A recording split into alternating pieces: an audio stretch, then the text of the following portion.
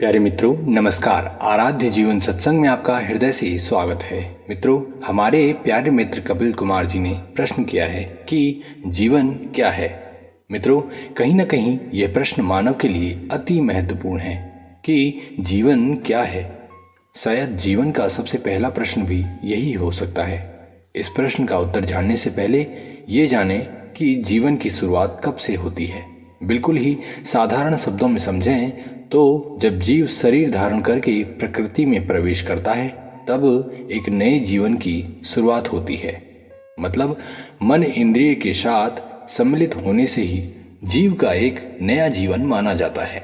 मित्रों, इंद्रिय बाह्य जगत को देखने योग्य है, इसलिए जब जीव मन इंद्रिय से बाह्य जगत को देखता है तब इसके मन में पहला प्रश्न आता है कि ये जो दिखाई दे रहा है ये क्या है, तथा दूसरी दृष्टि स्वयं की ओर जाती है जिसमें उसे शून्य प्रतीत होता है। अर्थात बाह्य जगत को मन इंद्रिय से समझना आसान है, किंतु स्वयं की ओर देख पाना बहुत ही कठिन। भाई, स्वयं की ओर देखा जाए और वो भी बिना ज्ञान के तो ये तो कठिन होगा ही ना। वैसे भी अपनी ओर देखने का कोई सवाल ही नहीं होता, क्योंकि उस समय भौतिक शरीर की रचना बहुत ही छोटी होती है। अर्थात मन इंद्रिय की रचना बिना ज्ञान के अधूरी ही रहती है। हो सकता है कि किसी विरले संत पुरुष के पिछले कर्म संस्कार अच्छे रहे हों, जिससे अतिशीघ्र ही उसे अपनी ओर देखने का सौभाग्य मिल जाए। अन्यथा तो अपनी ओर देखना, और वो भी छोटी उम्र में, असंभव ही है। इसका मूल कारण है बाह्य जगत की ओर ध्यान का जाना। इंद्रिय भौतिक है तो स्वाभाविक है बाह्य जगत को देखना। यहाँ तक की बातें तो समझ में आती हैं, किंतु अब उस मूल तत्व की ओर प्रवेश करते हैं जो कि प्रश्न है जीवन क्या है। तो इसके लिए हमें समझना होगा कि प्रश्न करने वाला कौन है।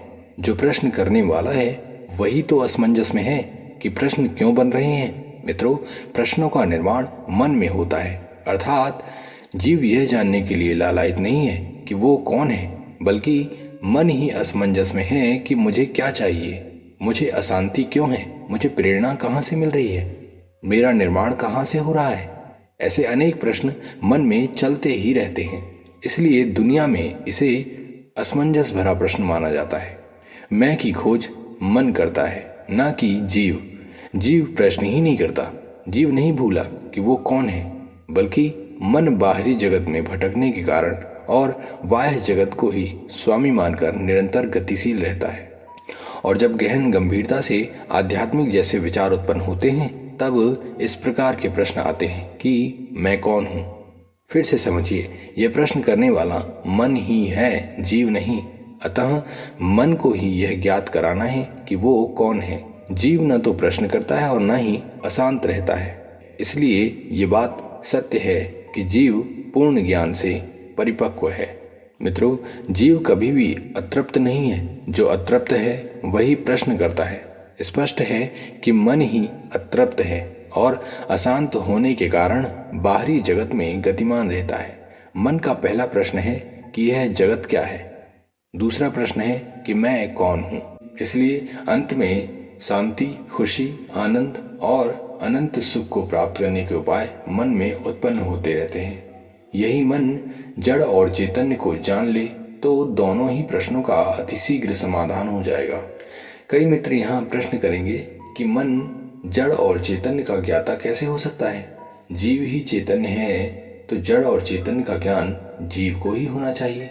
जी हाँ मित्रों, मन को ही जड़ चैतन्य का ज्ञान जीव के माध्यम से ही होता है। यदि मन नहीं रहेगा तब भी जीव रहेगा। मन ही बाहरी जगत को समझकर अंतर्मन की जगत तक पहुंचता है।